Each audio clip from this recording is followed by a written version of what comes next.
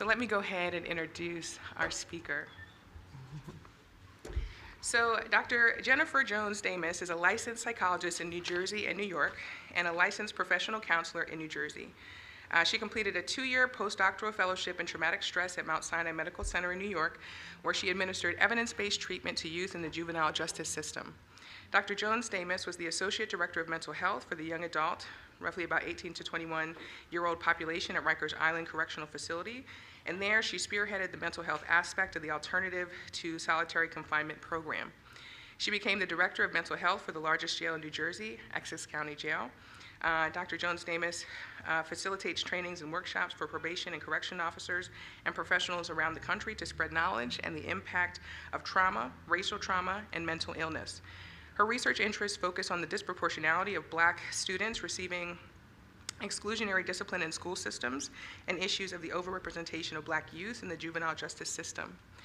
She has presented her research at national conferences and co-authored a chapter on classroom management for the International Handbook of Student Achievement. And so please join me in welcoming Dr. Jennifer R. Jones-Damas, AKA Dr. J. Thank you so much. Thanks for being here. No problem. Good morning, afternoon, everyone. Thank you so much to Dr. Butler for thinking about me for this wonderful series, Equity Applied. So it's not just talking about equity, but how do we actually apply it into real life and everyday things. Thank you. And so, as she mentioned, I spent a good portion of my career working with young adults, but in corrections. And I often get asked, how did you end up in higher ed and in colleges? And when you think about it, young adults, whether you're incarcerated or actually in college, have a lot of developmental things going on at the same time. First time they're away from home. First time they're really trying to figure out themselves. First time sometimes seeking mental health. And so when we think about the developmental age of the average Rutgers student, 18 to 21, we have a lot of students who are all different ages. Developmentally, what is going on with these individuals and how can we help? And so I am a psychologist, and then I work with a lot of different counselors, but I wanted to make it really plain and tangible for those of you who are deans, who are professors, faculty, staff, working with students, being able to recognize signs and symptoms of mental health and what to do tangibly when mental health crises come up or just concerns. So today we're going to be creating a space for mental wellness. So I am the director at the Counseling Center over here on College Avenue. We're a big organization. We have about 60 staff, about 40 clinical staff, and we make up of psychologists, clinical social workers, psychiatrists, case managers, and we all work together for the good of our students. And one thing I want you to know is that we can never staff to the capacity or to the demand of mental health. And so while our numbers seem like, wow, you have so many staff, the demand is always high for mental health. And so it's not just about how many individual therapy sessions can we give our students. It's about how do we create a space for wellness so that way outside of the counseling center, outside of the classroom, they actually have the tools they need to be well. So who we serve. We have the privilege of serving Rutgers, New Brunswick's community, and so that's everything from undergraduate students to graduate students, first-generation students, international students. Any student that calls himself a Scarlet Knight, we're able to service. And some of our numbers, and when I first saw these numbers, I said, this is absolutely crazy. Sometimes close to 30,000 appointments a year we're seeing students. And so just last year, 2021 to 2022, the numbers were about 25,000, and then just last year, it actually went up again by about another 2%. And so we see about 7.5% of the New Brunswick population. And so we have about 45,000 students here on campus, in New Brunswick, and that amounts to about 3,500 students. So not all the students come to CAPS, but all the students are in your classrooms, and all the students are working with you in your different departments. And so we really have to work hand in hand about understanding mental health, the impact of mental health, and then the overarching wellness. And so, like I mentioned, we see about 7.2% of the student population. We took over 1,000 crisis calls last year, and crisis means crisis means something different to everybody, but a lot of our students who are feeling like they were just overwhelmed and had thoughts of hurting or harming themselves. And so we always want to make sure you know that you can definitely send students to us when they are in crisis, but even better, send them to us before they're in crisis and work with them before that happens. About 1.1% of the student population were seen by our ADAP counselors. So that's alcohol, other drug, and other drug programs. And so we have dedicated staff that their background is in understanding alcohol and other drugs. And so we see about 1% of the student population for that. We refer to the community, and what's great is when a student calls, within 24, 48 hours, they get their first appointment, and then depending on what services they need, they're scheduled again within 5 to 10 business days. And so we really pride ourselves on that, but just imagine if 42,000 students all of a sudden wanted to call CAPS today and want an appointment.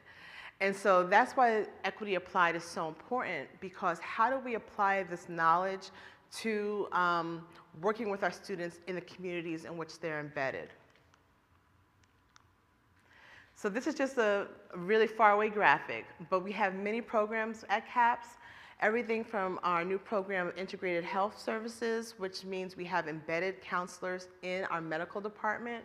We have the Next Step program, so students who need a higher level of care or need a little more than just individual therapy or groups, they might end up in the Next Step program.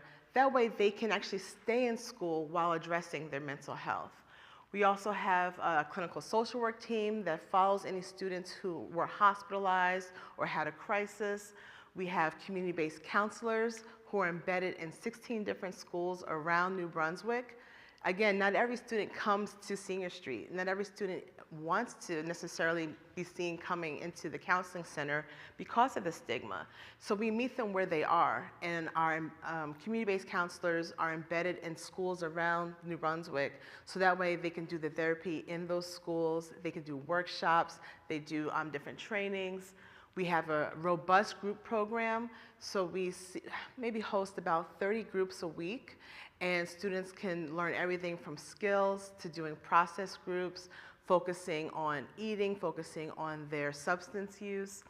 And then we have a really great training program as well. So what are students coming in with? Typically, some social concerns. Relationship development. We'll see students who, for the first time, have roommates, for the first time are having difficulty navigating their classmates, group projects, breaking up with their significant other. These types of concerns, as I stand here, I won't tell you my age, I'm thinking, okay, well, that's not such a big deal, but I remember being 18 and having my very first roommate, and the first time we didn't get along, thinking like it's the end of the world because I live 300 miles from here, I can't just go home.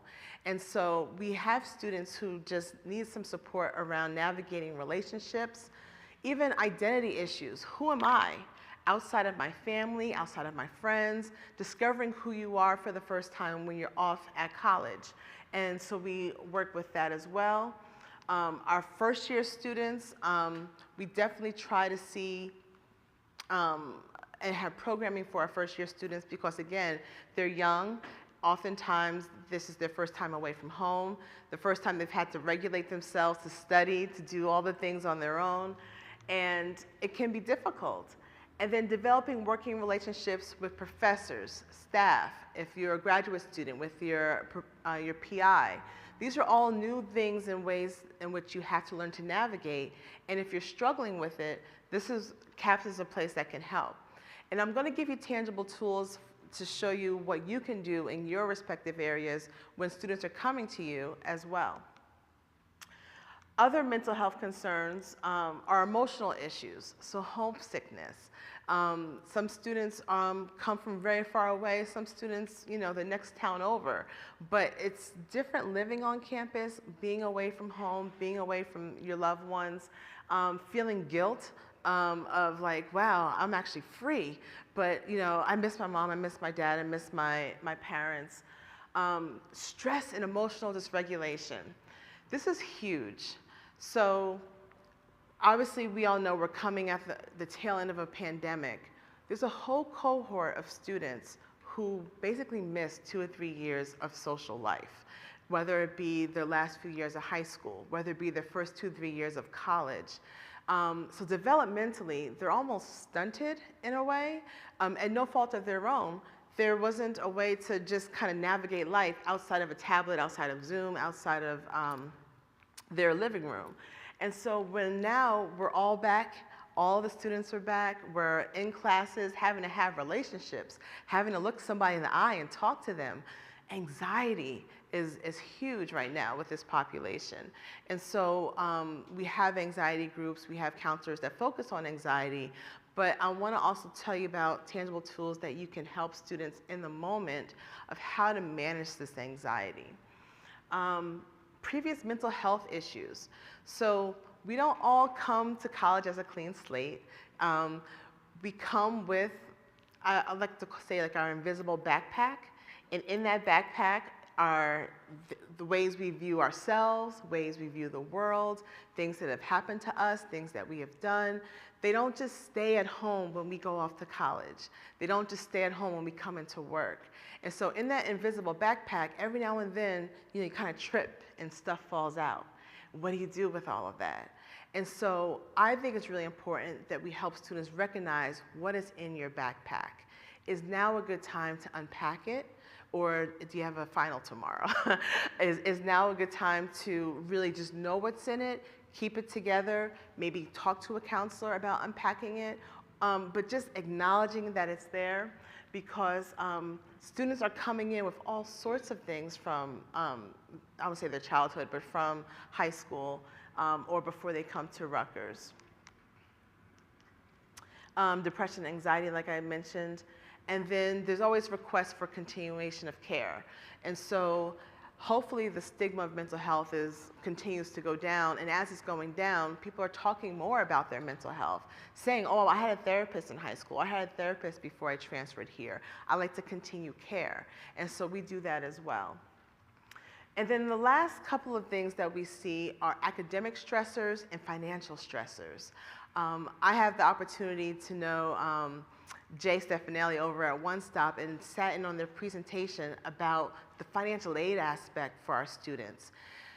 It blew my mind, and I was overwhelmed. And I can't imagine, well, I remember being 18, first generation myself, my parents trying to navigate a FAFSA, figuring out how to do all this. When is your refund coming? Are you going to have enough money to get you through the whole semester, the whole year? And so we have students who are just worried and anxious about this, and rightly so. And so these are some of the concerns. Academics, thinking about, for the first time, having to regulate yourself to do your own assignments. No one's telling you to do your homework. No one's telling you to go to class. They might take attendance, they might not. You might have a lecture hall of 500 folks. I went to a large PWI as well. And nobody's telling you to do anything. You have to tell yourself this, self-motivate. But if you're depressed, if you're anxious, if you're having a hard time, these basic things like going to class, doing your assignments can really suffer when you don't have the supports that you need. So what we need to do is engage in what I call the ABCs of individual wellness. If you think about yourself, if you're going through something right now that's really tough, what would be most helpful? An appointment once every 2 weeks for 50 minutes and some medication, or creating wellness every day somehow in your everyday life. And so it's great that we have students coming to CAPS. Please keep sending them. I'm not saying we don't want students at CAPS, but there has to be more than just that. And so that's where you all come in. How do we build an environment where students feel supported, they feel nurtured, and their mental health needs are also addressed. I taught for the first time this past spring. I don't know why. I give it up to the professors. I taught an assessment course. Again, I don't know why. I haven't done assessments in 10 years. And the anxiety of my first year graduate class was out the roof. And I kept telling them, it's not about the grade. I said, don't worry about it. You all get an A. They were like, what? I'm like, no, don't worry about the grade. I want you to learn. And that's foreign to some folks because they had to work so hard to get to Rutgers, work so hard to get into graduate school, work so hard. Not saying don't work hard, but it's not just about spitting back out the information, it's are you learning? And so when we talk about individual wellness, you want to really figure out how do you build into every single day knowing that you are more than just your grades. You are more than just that grade on that paper or that test. So the ABCs of wellness, first one is awareness. And so, my clicker is clicking. Reflection and acceptance we'll talk about, and making meaning of the things that are stressing you out, the things that you're coming across. Balance, finding balance and creating balance in your everyday life. And resilience building. And so, in my opinion, we're all resilient. And some people think you're born with it. Some people think it's something you gain along the way. It could be both. But how do you build resilience? When you go through hard things, reminding yourself that you've been through something probably just as hard before and you've made it through. And then the last is connection. And I'll talk about connection through prevention and intervention. So when we start with awareness, the first step is to be aware of what is causing you distress. The worst thing is, for me, if I wake up, I'm like, I woke up on the wrong side of the bed. Well, what does that mean? Like, I'm just, I don't feel right today. Or like, I've listened to a song, put myself in a mood. And being aware of what it actually is that is making me feel anxious, making me feel depressed, making me feel a certain kind of way is the best way to understand what intervention I need. If I am stressed because I'm talking right now, and when I get back to my office, I'll have about 30 emails to go through, then the intervention for that type of stress might be, okay, take it 5 emails at a time, get up, walk around. If I'm stressed because I can't pay my rent, that's going to need a different intervention. So being aware of what personal emotional experiences are causing you the stress. And when I say you helping your student to recognize that too.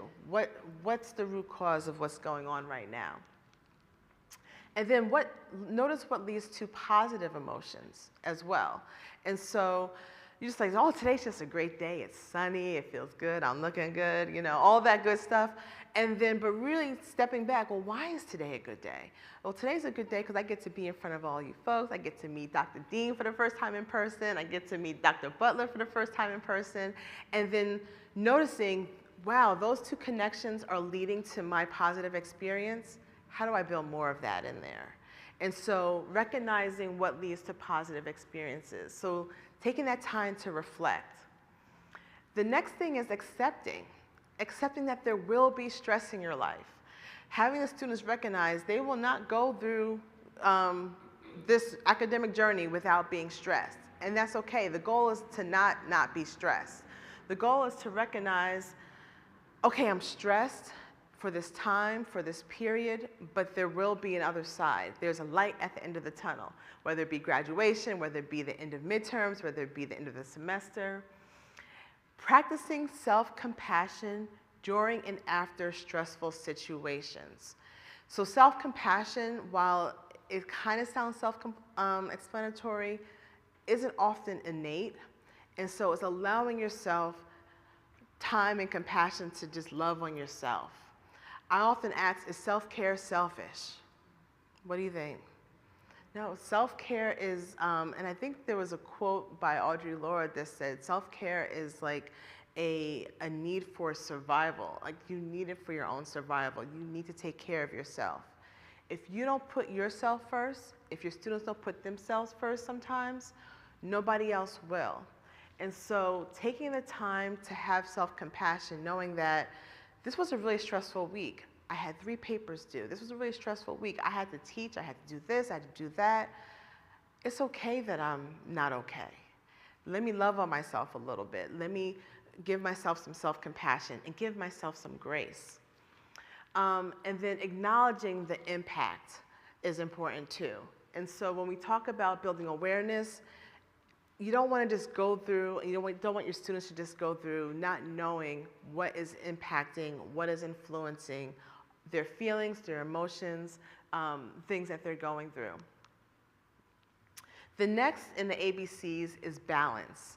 And so we have this pie, and in this pie you have your physical self, your psychological self, your spiritual self, your emotional self, your educational self.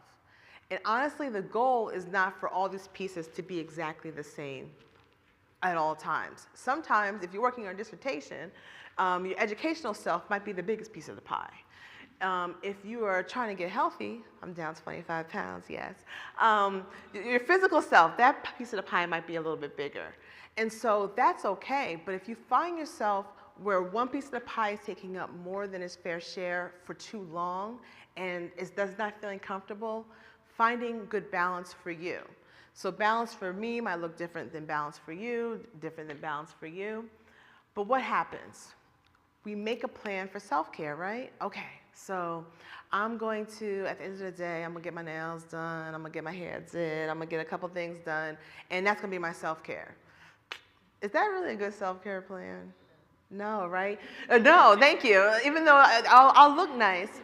But when we talk about self-care, it has to be in tangent to what's actually going on. So if I'm stressed because I'm sitting at my desk doing a bunch of emails, good self-care for me is, let me actually take my lunch today and not take my lunch sitting at my desk like I always do. My boss is here, so she knows. And it's important that you tailor your self-care for exactly what you need in that moment. Self-care is not just for Friday, Saturday, or Sunday. How do you do self-care in that moment? Same thing for your students.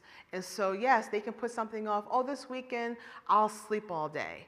Sleeping, it could be a self-care type of thing, but is that really the best type of self-care for what you're going through right now? So we make a plan, and my plan is going to be to not eat my lunch at my desk and continue to answer emails. But what happens? We run right into a roadblock. We made a plan. All of a sudden, my boss calls me because she's always calling me about something. And then that's the end of that self-care plan. I end up sitting at my desk and I'm eating, I'm not even eating lunch, I'm just working through lunch. And so we end up coming up against roadblocks. We have plans A, B, and C for everything else in our life. We have to help our students have plan A, B, and C for their self-care. If plan A doesn't work, what's plan B? You say, I'm gonna walk after class and just take, 10, 15 minutes to just kind of de-stress. It starts raining. Well, then what's your plan B? And then when something else keeps that from going, what's your plan C? The key is really to break through the barriers. Again, self-care is not just something that we can put off, it is finding ways to do it in the moment. So we can break through the wall. There we go, my graphics. The last thing is, oh yeah, the WTF protocol. You're like, oh no, she didn't. Yes, I did. So it doesn't stand for what you think it stands for. It's walk, talk, and flesh it out. And so, walk it out, yes. Walk it out. And so sometimes we're neglecting our physical selves. We're a very sedentary society right now. We're working, we're typing, we're doing different things. Our students are sitting at their desk or sitting in front of Zoom. They're sitting in lectures. Just simply walking, getting out, getting some exercise is important. Talking it out, coming to CAPS, talking to a friend, creating your own village. And I'll talk a little bit about that in connection. Being able to verbally talk things out is also important, because when it kind of just stays all inside, all in your head, all right here, then what? You have to find a way to let it out. And then lastly, flush it out.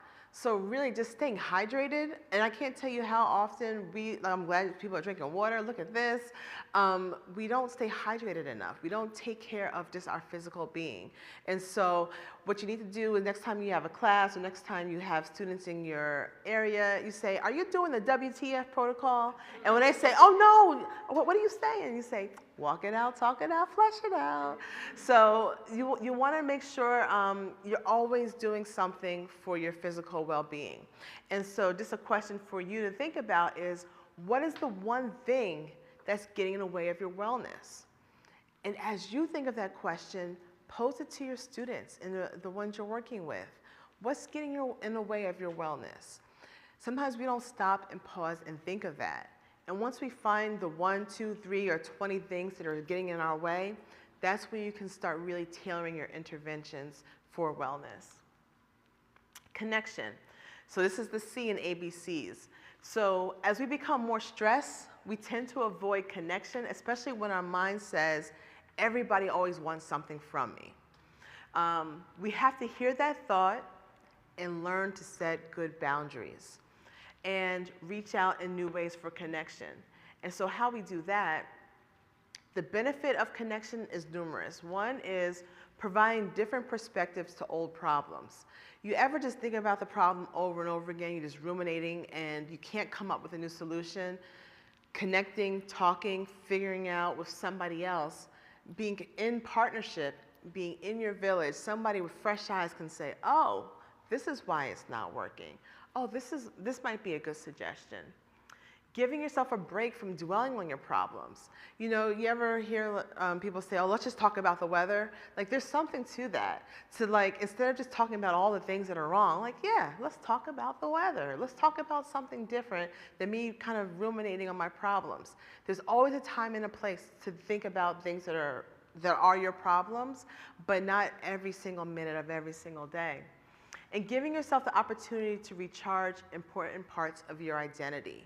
And so I think about all of my identities. I am a mom, I am a wife, I am a boss, I am a daughter. And so if I tap into those different aspects of me, during the week, most of the time I'm here at Rutgers. I'm the director of CAPS. That's just one identity, and it can be very draining. But if I tap into my village and my connections, there are other people who know me outside of this role. And then when you think about your students, how can they engage in active coping strategies with others? How can they distinguish situations, one, that they have control over, and situations they don't have control over? And then cultivating supportive relationships. So oftentimes when I have clients, a few of the themes are, I don't have friends. Or I don't have the friends like I had when I was in high school. And so when they're in high school, they've had those same friends since elementary school. And when they get to college and they're meeting their roommates, they're meeting different folks, it just feels different. Like they don't know the real me.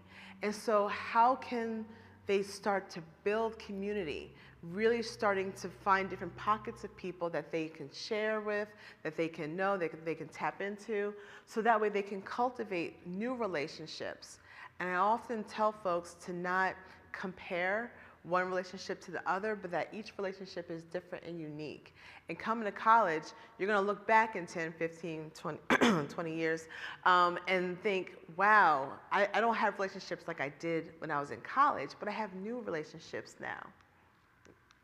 And then this is where CAPS can come in. So connection through intervention, acknowledging when professional support is needed. You don't have to wait to give out our number when a student's in crisis. They can come and we have Let's Talk, we have individual therapy, we have group therapy, we have workshops, and they can build a range of interventions to select from that are right for them in different situations.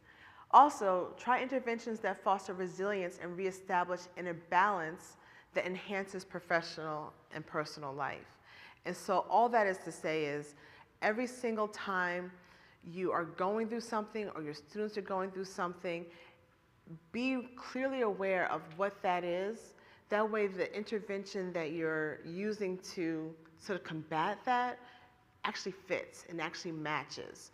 The answer to all problems is not individual therapy. every problem has its own intervention. So last but not least, here around campus, we have this wonderful group called HOPE, and we have mental health first aid. So if you want in your area to have your colleagues learn about mental health and mental health crises and how to support students, there's an all-day training. Campus Connect as well. There are ways to infuse into your curriculum wellness into the classroom. One simple way in the syllabi, sometimes just having resources for mental health at the end of your syllabus is important. Peer mental health educators, we have that as well. And so they don't have to necessarily see a professional, with a license and degrees and suits, and we don't all wear suits. But they can have peers that have also been there, done that, and can walk them through, and peer wellness coaching. And as always, we do have crisis counseling. So if your students are in crisis meaning they might hurt themselves, hurt someone else, or just thinking about hurting themselves, you can call CAPS 24 hours a day. They can walk in between 8:30 and 4:30. After hours, there's a service we use that have live counselors as well. And then in the morning, we follow up with the student.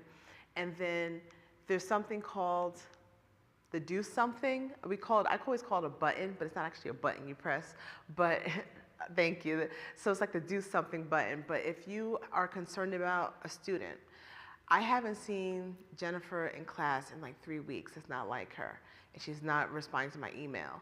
You can go to do something and just write that in there. It goes to the Dean of Students, it goes to CAPS, it goes to RUPD, and then we decide collectively who's the best person to respond to help in the situation. So this can range from, that see something, say something, and you'd be surprised, the littlest thing, like somebody not showing up in class for 3 weeks, might be significant enough for you to let somebody know. And so with that, that's my contact information. And again, I just want to thank Dr. Butler for having me here. It's been a pleasure talking to you all and everybody out in the internet world. And I just want to open it up for any questions folks might have at this point. Yes? Thank you for this. Quick question. Oh, thank you. Quick question. What is the turnaround time for like the do something button? So when you actually type it in, you can do it anonymously, or you can say, oh, my name is Jennifer, I'd like somebody to respond to me. Okay. It automatically goes to RUPD, it automatically goes to the Dean of Students, and so they sort of triage it. If it's something that they're really worried about, they might do something called a wellness check on the student. If it's something that can wait to the next morning, Dean of Students is really the best group of folks to reach out to the student, because CAPS, we don't reach out because it's almost like your doctor, somebody calling your doctor and saying, hey, Elizabeth is acting a little funny, and the doctor calling, Elizabeth, you okay? But you will get responded to, and you might not know exactly what the outcome is, but they'll say, we have it, we're gonna check on the student, and things like that. But it's in real time, yeah. Mm-hmm. Just a follow-up on that. My name's Brittany. My pronouns are she and they. If you put the report in and they do a wellness check, is it just RUPD showing up by themselves? Is the hall director there or somebody else? So it depends on what the concern was. So if there's a concern of hurting themselves or others, that's an RUPD response. Most of the time, the do something buttons don't even escalate to that. It's usually the Dean of Students that will reach out via email or a call. If they live on campus, Residence Life has residential support as well. And so a wellness check might be an RA knocking on the door saying, hey, how you doing? Just checking in. Somebody said that you were really sad in class today. You want to talk about it? Did you want to call CAPS? Did you want to, call the crisis counselor? So depending on the situation, now if it was harm to self or others, RUPD doesn't go out with the Dean of Students or CAPS. They have trained officers that are very mental health mindful, and they try to make it as least invasive as possible. But at that point, the wellness of the student is really paramount. So RUPD would go out, and they don't have to live on campus. And so the great thing about this is RUPD actually has, they're all interconnected. So if the student lived in Piscataway, RUPD would contact, mind you, this is extreme cases. I don't want you thinking we're sending cops to, to folks who are in mental health crisis, because crisis means something different for everybody. But it's just a great way to bring somebody's attention to more than just your attention. You can bring it to the eyes of a handful of folks. So, yeah. She has another question. Thank you. So one of the questions I have is, are programs like this being ran, or workshops like this being ran for student leaders? I think that one of the things that is often not really looked at is how much responsibility some student leaders have, such as RAs. I have a Barbara Voorhees mentor in my classroom, where we're looking at new student orientation leaders. We're not, I just want to know, if, are we offering them the same kind of resources of, like, saying, like, a mental health first aid training, or going through something like this where we're doing constant check-ins with them outside of their supervisor, so that they're also aware of the resources that are available to them, but also the harm that they might be experiencing with other students. I think sometimes it's overlooked because they do have so many responsibilities, and it's a hard balance, and I think I'm trying right now to figure out how to do that for my students who are leaders, so that they can continue to help the students, because, like, that delegation is often rough for me. Yes. So I do know during orientation in the summer, CAPS, along with HOPE, along with other programs, we spend a lot of time with the RAs, and we try to make sure that they feel supported and that they have these resources. During the semester, I'm going to let Francesca respond, because she's the director of HOPE as well, and she could let us know a little bit more about the RAs. So the RAs actually have mandatory Campus Connect suicide prevention training every year. So even if this is their second or maybe their third year of being an RA, they will go through the training. Then there's additional training and supports that happen during the RA training in general. They also get training on alcohol and other drug issues that might occur with the students. And then there's work that's being done by, why am I blanking on it? It's their community cares, but that's not what it's called, within Residence Life. So the support? The community support program? No. So our CBCs are, as Dr. Jones-Damas noticed, our CBCs are in 16 different locations. We have 4 within within the division, meaning our cultural centers, and the other 12 locations are academic locations. So there's actually I can't believe I'm forgetting it. Mike Tolbert is never going to forgive me for this. There is a unit within Residence Life that deals with student issues, and it's something like Res Life Support? Is it Res Life Support? I think it's supportive services. Yes. So they actually have people who do this, and then they actually offer workshops within Residence Life as well. So there is always support, and then we are always open to bringing in whatever training that they would like to see happen for any student leaders, whether it's resident assistants or it's student org leaders or leadership within our Greek letter organizations as well. Now, just keep in mind, the only thing we can make mandatory is the Residence Life training. Everybody else, we just saying, it's available, please come and take advantage of it. We cannot compel. but we can make it mandatory as You sure can. Y'all could do whatever you like, sure, but we cannot mandate student presence at anything else. The only place where we really have that level of control is actually with the RAs, and that's through Residence Life. They committed to doing this well over 10 years ago. We've been providing Campus Connect to our RAs for over 10 years now. Yeah. Thank you for that question. I think she had a question.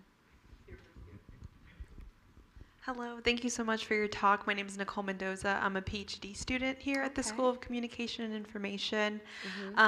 Thankfully, in our graduate program, we just got a DEI officer for the first time. Okay, congratulations. So, thank you. But it's been a lot because she is a Black woman, and mostly when POC come into spaces to kind of be enforcing diversity and inclusion, right? It already puts a lot of burden on someone who experiences systemic oppression. And I was having a conversation with her of like, how can I support? But it's very difficult, as kind of Hope brought up, that a lot of professors in our department we want them, right, to kind of bring this wellness to our department and their level of understanding. But she said that her limitations are that she can suggest it, right, and it's available. But if people don't want to engage with it, it's really hard, and especially since we've been gaining more diversity in terms of socio-demographics in our department for the first time. It's been predominantly white.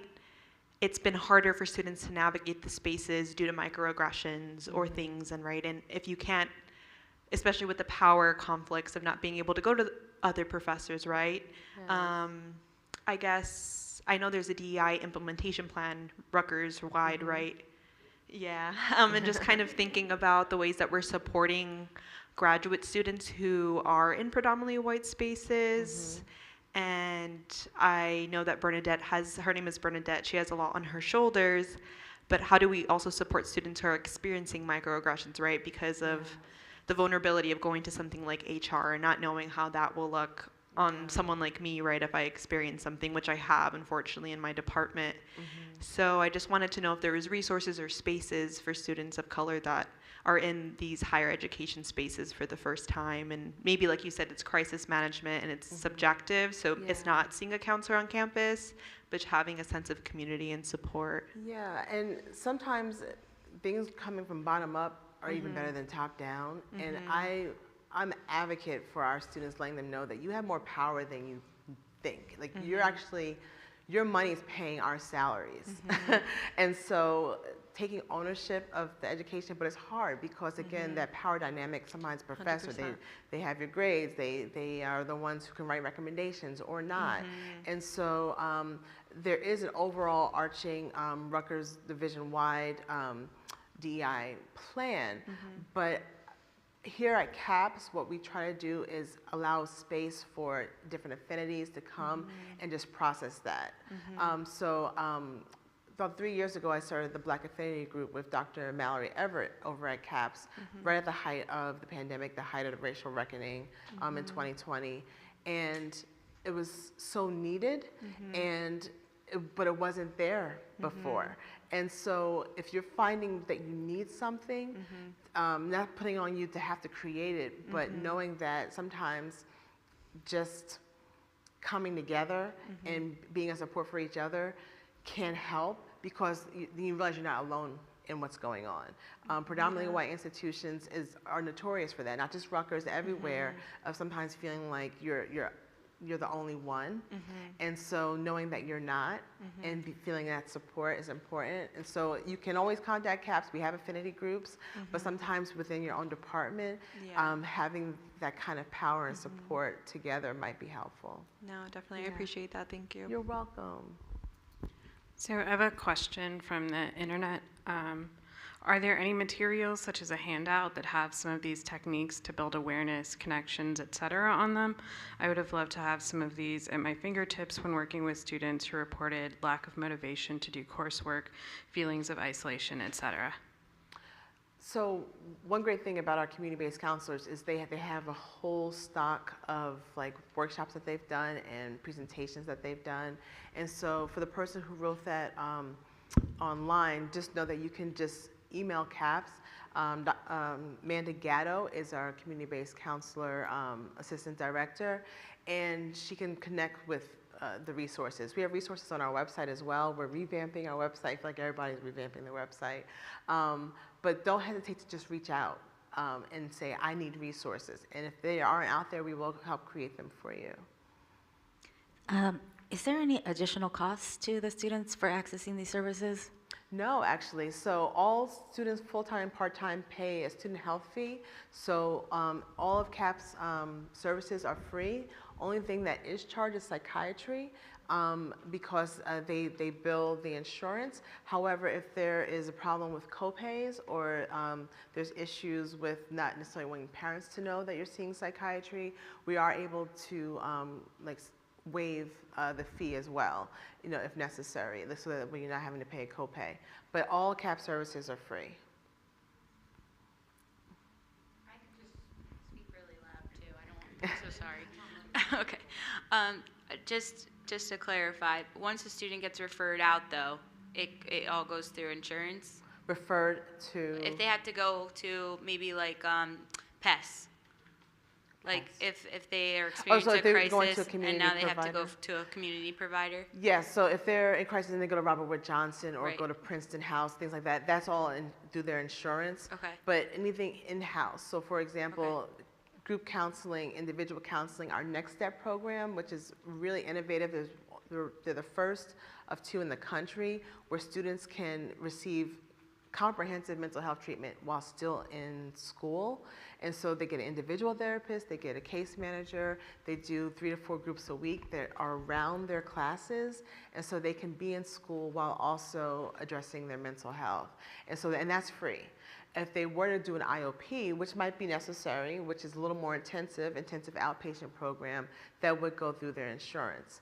One great thing, the governor just gave us a grant, and so Rutgers, New Brunswick received $1.8 million to help with the mental health initiatives.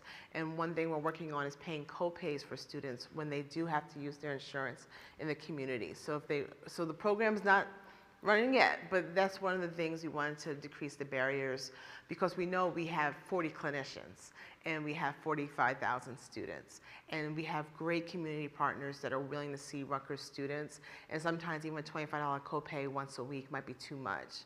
So we're working really hard to decrease these barriers. Yes. Is there a limit to how many individual therapy sessions they have with CAPS before they're referred out? So we don't have session limits, but how it works is when a student calls, they do an initial 20-minute assessment to see what their needs are. If they're looking for more ongoing therapy, like I'm a freshman, I had a therapist in high school, I think I need support kind of for my time here at Rutgers, they would be a good candidate to be referred to the community, because we don't really have the capacity to see students Regularly. for all 4 years. And so we tend to do more short-term solution-focused therapy. So students might come 6 or 8 sessions, but there's not a specific session limit. That student and their therapist come up with a plan. We call it an action plan, what their goals are. And once they've met their goals, they might say, you know what, this was great. I think I want to do some more. Well, let's see how we can connect you to other resources. So that way we're able to keep seeing students here in New Brunswick. You're welcome. All right, so I think in terms of questions, have we exhausted the questions online? Yes. Okay, so I think in terms of follow-up, really quickly as we transition, let's just give another round of applause to Dr. J. Thank you. For participating with us today. Thank you. And so as we're transitioning into lunch, Here you go. Oh, thank you. As we're transitioning into lunch and spending some time connecting one to another, we want to make sure that we're covering the topics that are most salient to you and getting the information and access to you through our Equity Applied as they come up through into the spring. And so if you could do a scan below or go to the website that's provided there to fill out our evaluation. It'll give you gives us an opportunity to hear from you about what you're learning and then what you'd like to learn. And so please make sure that you're taking the time to do that both in the room and also for the folks who are online. After we finish up, yes, there's a question in the room. Just so you know, the link's not active. Oh, the link is not active. Oh, Is the yeah. scan working? It says, sorry, the survey's not working. But the link is here, okay. Okay, so I think for the follow-up from the scan, we'll have a thank you and follow-up email that will come from our web address, so the same way that you got your link to come online and the follow-up email there.